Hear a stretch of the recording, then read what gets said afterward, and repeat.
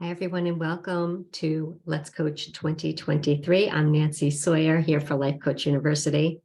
I am a coach who focuses on midlife mastery, helping you to master midlife and everything that comes along in those times when sometimes it gets a little muddy. I help you navigate through the waters. So I'm here today for our group coaching session. I'm going to let some people hop on, and I just want to tell you in the Q&A, if you have any questions, you can put in a question there. If there's something you'd like me to address, to look at, to discuss with you, for you. If you'd like to bring yourself up, you can raise your hand. I can bring you up as a panelist here, and we can do some one-on-one coaching. You can keep your camera off, or you can put your camera on. That's really up to you. But if you just have a concern or a comment, or you want to share what's going on in your life right now, what you're bringing to this conversation today, or if you have any comments based on what I speak about, you can just put those in the Q&A as well. I'm very excited to be here with you today on May 4th for Let's Coach 2023. What's my hair doing here? It's doing some funky stuff. So today, I have on my mind something. This is usually the way it goes with me if you've been here before. If no one has a question that they bring to the session, then it's kind of a free flow of my own thoughts and certain situations that have come up either with clients or in my own life situation recently. So this morning I was chatting with a friend, and it was an interesting conversation. She has a teenage daughter and who is on a sports team at the local high school, at her high school. And the coach's behavior is not great. It is the coach is not behaving in a way that's uplifting, supporting the people on the team. And so there was some distress over what's going on there. And so what came up for me and what we spoke about a little bit is, when is it time to move on from something? When is it time to stay and fight? When is it time to kind of suck it up? And when is it time to move on? And how do we make these decisions in our lives when we find ourselves in situations where perhaps the conditions are not ideal? Whether it's a job on a sports team, or in a relationship, whether it's a marriage or a boyfriend, girlfriend, or even a friendship. When we're in situations where the situation is not ideal, how do we determine when it's time to move on from that situation? How much can we take? Sometimes we notice conditions aren't exactly the way we want them, but like, okay, that's okay. And then things get a little bit worse. And we're like, okay, I can shoulder that too. Maybe you're at work and then the boss keeps piling on more and more stuff to do. And at what point is there that breaking point? Or what point is there where you really want to step back and say, what is happening here? This is more than I can bear. This is beyond what I am willing to give. So if you're in a situation like this, again, whether it's at work, on a team, in a community, how do we determine if we want to stay in that situation or if we want to move on? Well, there are a couple questions that I would present. One of them is one of the most simple ones is, are the benefits to being where you are greater than the things that you don't love about it, right? So let's just say you're on, so for example, this example from this morning, you're on a team of some sort, okay? Maybe the leader of the team is dreadful. Maybe they're not a great leader. Maybe they're bringing morale down. However, maybe being on the team, the benefits of being on that team, right? You might have a very strong connection to others on the team. You might believe strongly in the work that that team is doing. If it's a sport, maybe it's something you love and that gives you opportunities to do that sport. If it's a team, at work or on some sort of project, maybe the mission of the project is something you're very passionate about and something you care strongly about, right? So at what point do the benefits outweigh the negatives? You've probably heard this before, or perhaps done this before, about making a list of the pros and cons when making a decision, right? For me, I remember I was very first introduced to that when I was deciding what college to attend. And I remember my father saying, make a list of the pros and cons of each school you're considering. And since then, I've used that in certain cases. I also do it in my head a lot. To understand when are the benefits outweighing the negatives when I'm already in a situation. So we understand, of course, that when we are in a situation, we cannot change other people. We cannot change how they show up to their role. And this includes in relationships. This includes at work, our coworkers, the person we're in a relationship with, our teammates. We cannot control how they show up. And when we spend our energy and time wishing for them to be different, hoping for them to change, getting angry at them because they're not showing up the way we want them to be, I consider that a waste of our energy. I prefer to guide people to use our energy to explore how we can show up differently. Is there something we can do to show up that might change the dynamic that we're in? Is there something we can change that may allow us to experience the situation differently? If any of this is resonating with you, please let me know. Again, we have the Q&A. You can put questions in there and I'll be glad to answer them. Or you can just continue to listen to my free flow stream of consciousness here. Thank you so much.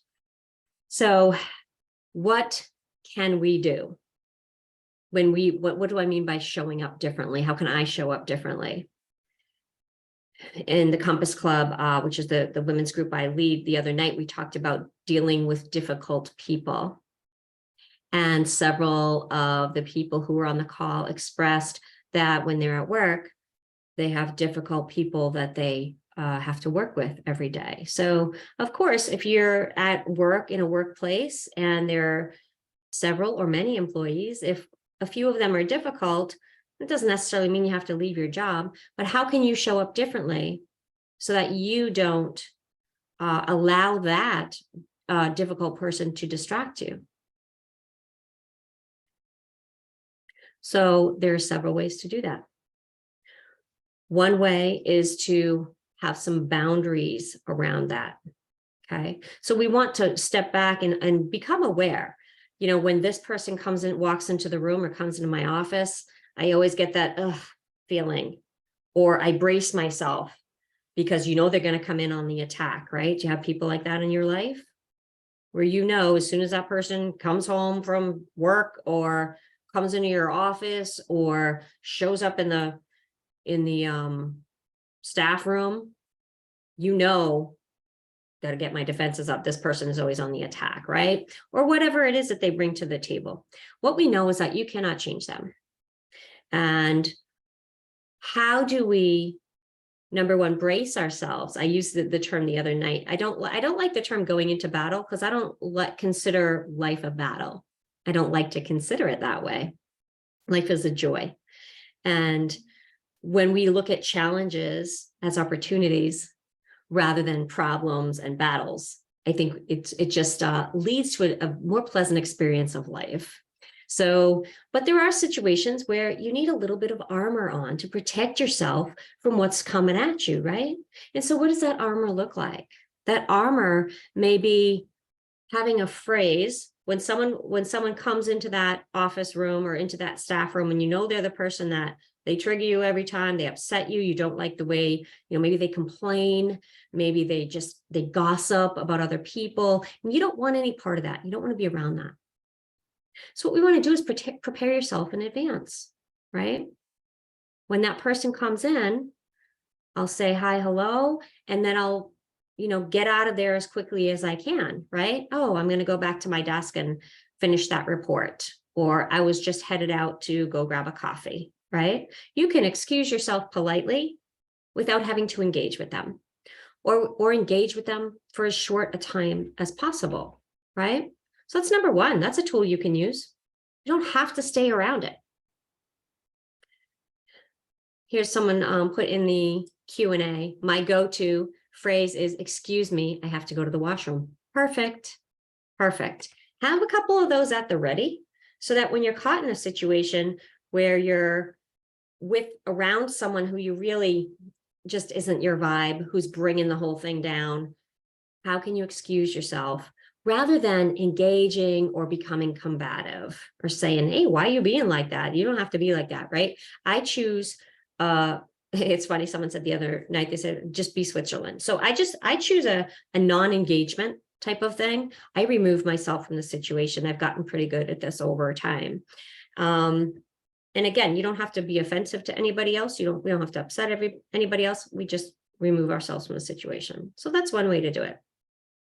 Another way that was presented in our talk the other night was, how can you show up?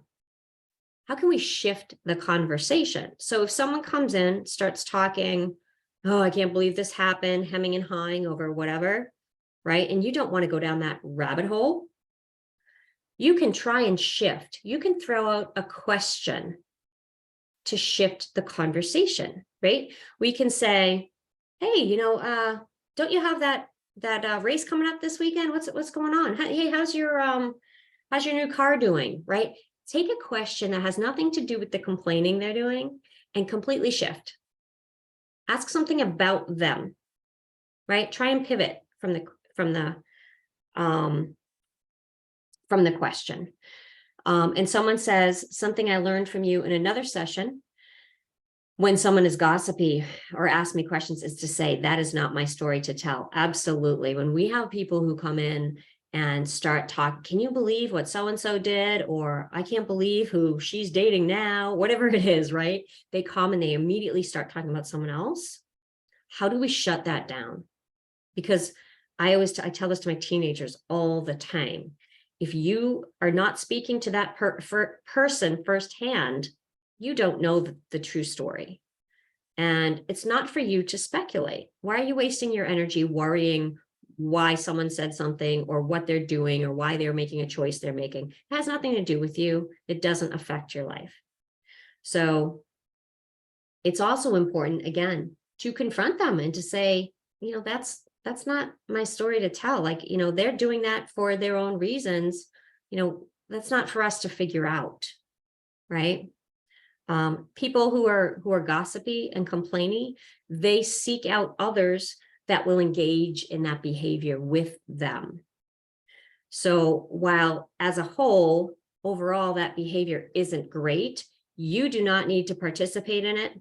That doesn't mean we can stop them from engaging in it, because they will probably just go on to someone else and find someone else who will engage in it with them. We can't shut down or change. Well, we can't change their behavior, but we can shut them down from engaging in it with us. So we can put out the message that we are not going to go there. And what generally happens after you've done that 2 or 3 times, they'll probably stop coming to you with those types of conversations because they know you're not having it. And sometimes, as I said before, I said this to someone yesterday, that first time when you say no, or you say, I'm not going to engage in this conversation, or you challenge them, sometimes that first time is really, really hard. And we get all this, oh my God, what if? Oh, they're not going to like me. What if they think I'm a bitch, whatever it is, right? We get all those what ifs in our head. But once we do it the first time, and then we go, wow, I actually survived that. It actually wasn't that bad. Things are rarely as bad as we perceive them to be in our head. So once we go through that the first time and we do those things, then we can start shutting down the things around us, right? The conversation. So you can do this again in a workplace environment. If you're around people who are difficult or who you can't stand to be around, right? There are tools that you can do. You don't have to just put up with it. So back to the original premise here about when is it time to make changes or to move on. If you have showed up differently, if you've put boundaries in place, if you have tried everything that you deem available to you, and the situation still isn't changing, and sometimes these things shift, they shift over time. Sometimes we can put up with a certain amount of discomfort, things we don't like, things we don't enjoy. We can put up with that for a certain amount of time. And then sometimes something different, something happens in our life and there's a shift. And we say, you know what I used to put up with is no longer acceptable to me. This often happens when we grow as a person, when we experience something and we understand our value, we get a little more clear, we feel more strongly about our value and what we deserve. And sometimes something we've been tolerating for a long period of time suddenly becomes intolerable. We no longer have it in us to put up with it. And that sometimes is that's when we might act out. We might have that yelling match with our whatever, with our spouse, with our coworker, with our boss. Like sometimes, again, I have someone who's very dear to me who has been working at an organization for over 25 years, and the workload keeps piling higher and higher and higher and higher. And it's like, at what point is the whole system going to break because all these employees are overworked and they keep on adding more and more and more? I think we're seeing something similar actually in the school systems in the US. And there's so much more red tape and more administrative things that need to be done. And so the teachers are spending a lot of time doing forms and filling things out rather than actually teaching. So it's like, at what point does the system break? At what point can you keep piling it on until someone says, I am done, right? And how can we not get to that point of breaking? What can we do? Can we recognize some signs before we get to the point where we act out in anger or frustration in a way that's going to be damaging to ourselves and to others? There's a comment on here. I just want to take a break to read for a moment. This says, I say to my wife that she can tell me whatever she wants and I will only listen. This helps me to not get involved, especially when it's about her siblings. I used to comment, but that pulled me into the family dynamics. Oh, that's wonderful. What a great husband you are. Yeah, we all are really seeking that. Often, many times we just need to voice it, because when we carry things in our head, it becomes this big monster. And you've heard me maybe use this analogy before. We haven't, like around Halloween and even around Christmas, but the analogy that was first told to me was about Halloween. And she said, the big Frankenstein monster, and it has like the wind. It's a big piece of fabric for Halloween decorations, right? It's on the front lawn, and there's a fan on it. And when you turn the fan on, it becomes this big, huge monster going, ah. But when the fan's not on, it's just a piece of fabric lying on the ground.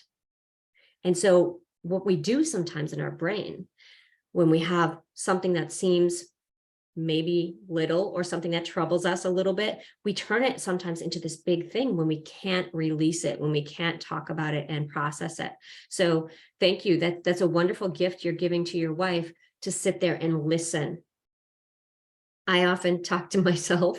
I'll talk out loud. I will. I'll write it down. I'll talk to my phone. This is if I can't find someone to listen, because I need to get it out of my head. If I leave that unvoiced in my head, those thoughts, they become these big, huge monsters that there's no way I can tackle those. So a lot of times for me, in the process of just speaking, I think a lot of people deal with this as well. In the process of just speaking it out loud, you can hear a voice saying it. We work through these things on our own. And so to have someone there to listen is wonderful. It allows us to speak it out loud and work out. And it's amazing to me how many times I'll call my friend and say, do you have 5 minutes? I want to run this by you.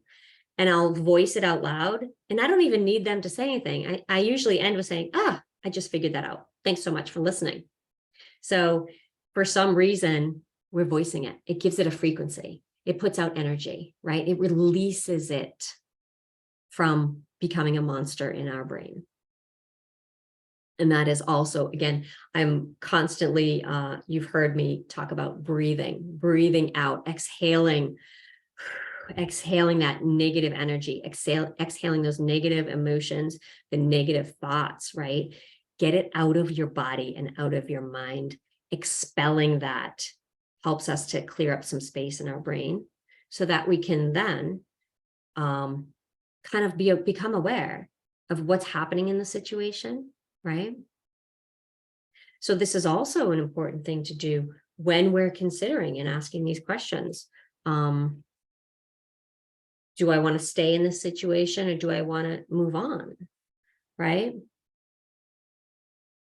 We need that space in our brain so that we can use our wisdom, use our knowledge, use what we've learned over the years, check in with ourselves, right?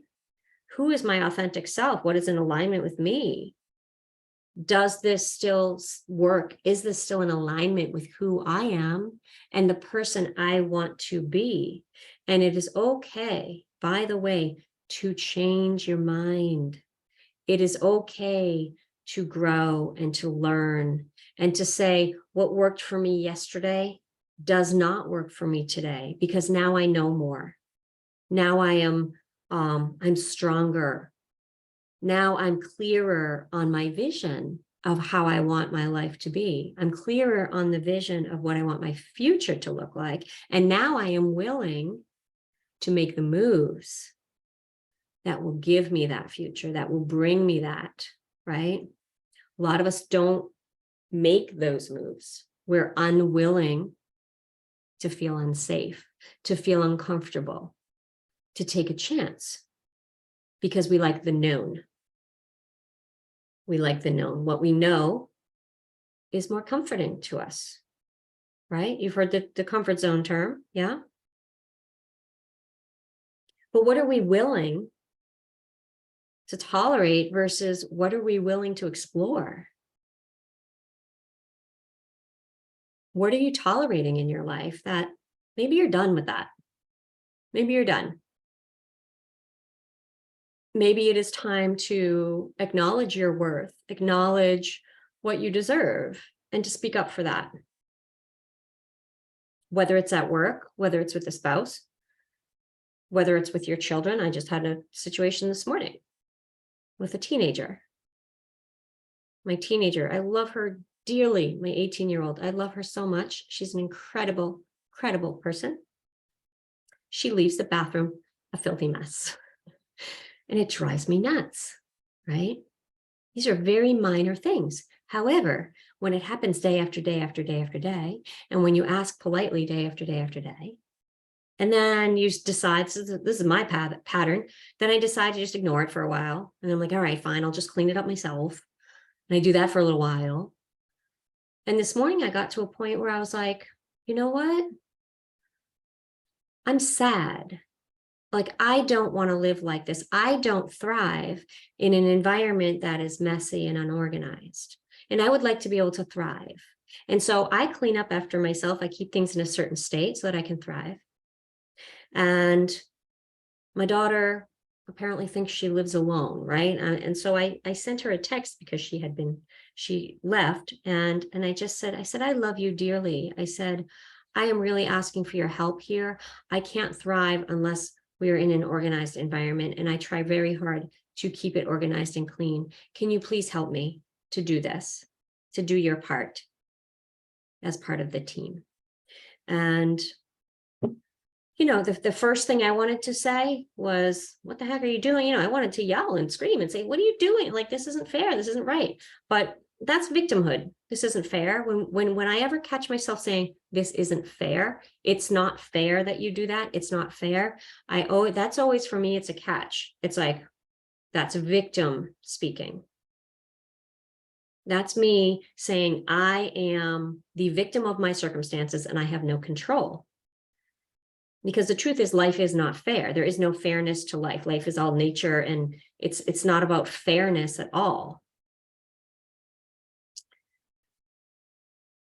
So when I catch myself saying it's not fair, I know for me there's something I need to explore there. So then I reframe it. What do I have control over? And I realized I have control over how I present to my daughter how this is making me feel, right? And so I presented it in a way that I thought was loving and kind. That's my always go-to. What would love and kindness do? I always seek to show up with love and kindness, not with blaming, not with shaming, not with guilting, not with saying you're wrong and I'm right. How can I show up with love and kindness to support growth and to support a win-win? And when I do that, I get much better responses than I used to get when I used to do it a different way. Coming from, I'm right, you're wrong. It has to be my way. Why do you do that? So all these ways that we can show up with love and kindness while also honoring ourselves, honoring what I need. I know for me to thrive, I work from home. For me to thrive, I need to have an organized environment. Otherwise, my brain cannot stay focused on my work. And that leaves me, that's not good. That's not a win-win for our team, the team of our home environment, right? So it's important for me to voice, for me to show up. This is what I know that I need. How can you help me? Can you support me in this, right? We can ask. By the way, they can also say no, or they can ignore it. That's a whole different conversation. Hopefully, if you're around the right people, you can bring it into a conversation and they're willing to support you. And this is, again, how to understand this. If you ask with love and kindness over and over, and you continue to be ignored or you get negative reactions, that may be a tipping point of that scale. I have been asking for months for support here, and I'm not getting the support I'm asking nicely for. It might be time to move on. It might be time to do something different. It might be time to move on from that job or move on from that relationship. My daughter's 18, so she's gonna be moving out soon. I would not kick her out. I would find another solution.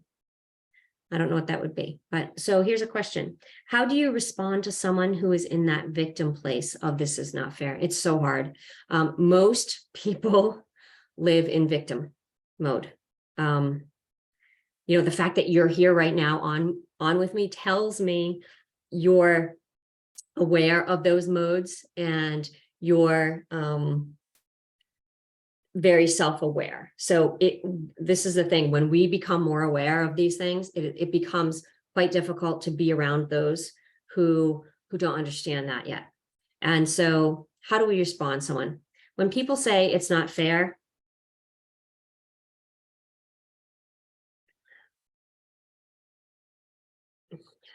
I try and the thing is, people have statements, right? And so if we directly address the statement and say, don't say that's not fair, that puts them in a defensive mode because you're telling them they're wrong. Okay. You may believe they're wrong, and they might be wrong, but when we tell them they're wrong, that puts them in a defensive mode. So that's not going to be a way that will lift them up and encourage them to think differently. So these are the things that are where it gets tricky. So what we want to do is say, I understand this is hard. We want to be on their side. We want to hear what they're saying. I understand. That sounds awful. I'm sorry you're experiencing that.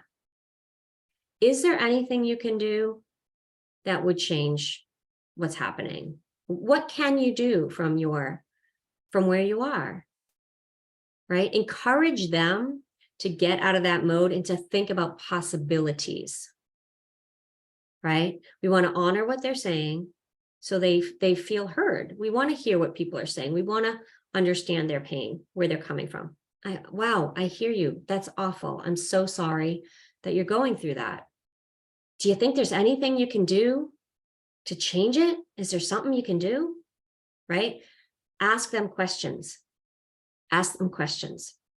Don't tell them they're wrong. Ask them questions because they can come up with their own answers. A lot of times we make suggestions and we say, oh, have you tried this? Oh, what about this? And they will say, because I do this all the time when people make suggestions to me, I'm like, I already tried that. Yep, I've already tried that. I've already tried that. And I just end up getting annoyed and thinking like, do you think that I didn't already try that? So think of how you react when people offer you suggestions and things. So these are great ways to sort of figure out interpersonal dynamics are fascinating. And if you know, again, encouraging them to, or asking questions that encourage them to come up with possibilities is a way that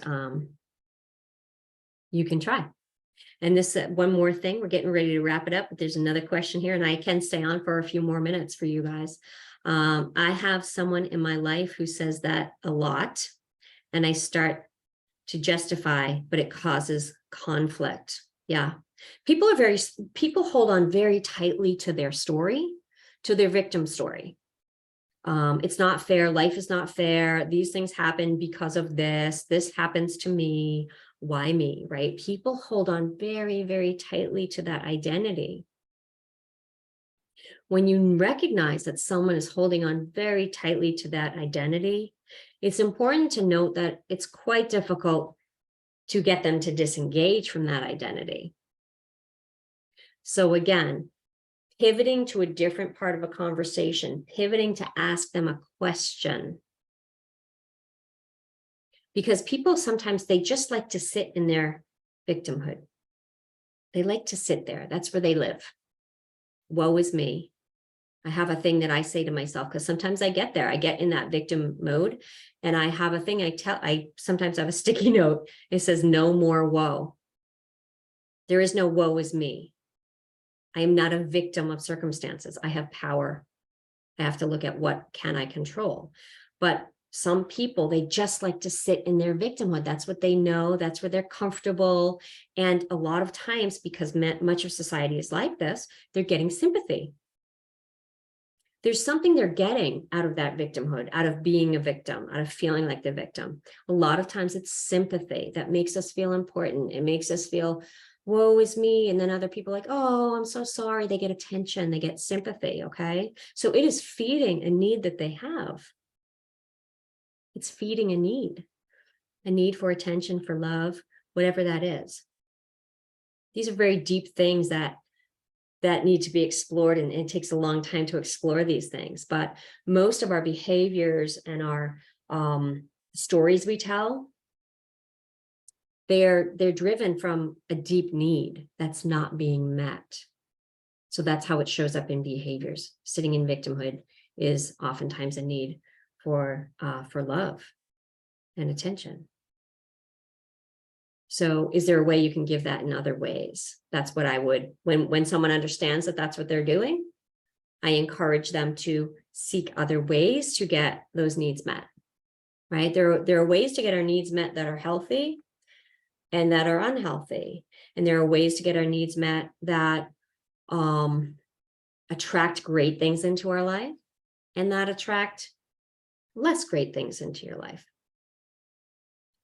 There's a brotherhood in the victim mindset, and a lot of people like to sit there, just like complainers attract other complainers. They all love to sit around and complain. They all like to say what a victim they are and how awful everything else is. It's hard to be around that. So if you are in a situation where there's someone in your life who's always like that, and you don't see a change coming, or people don't change unless they want to change. That's the truth. So if you're around that, what I would encourage you to do is ask some questions, but it may be, what do you need to do to fill your cup so that you can tolerate that, so that you can be around that person? If it's someone that you don't have much of a choice and you're going to be around them, how can you fill your own cup so that you can show up and tolerate that? Can you even enjoy it? Can you have empathy for this person? Can you look at them as a wounded child and have empathy for them and think about, it must be hard carrying that story with you. That must be difficult, right? So just a couple of thoughts there. I hope this is helpful. And I want to wrap it up there. Great questions. Thank you. But again, as with all of these things, it's all around how can you honor yourself? How can you become an observer of self? How can you give yourself what you need to have a wonderful experience of this beautiful life, which is not fair, isn't always easy, but it's still such a gift. It's such a gift. I hope that you have a wonderful rest of your day, and I will see you next week for Let's Coach 2023. I'm here Thursdays at 1 p.m. I really want to thank you for joining me today. Have a great day.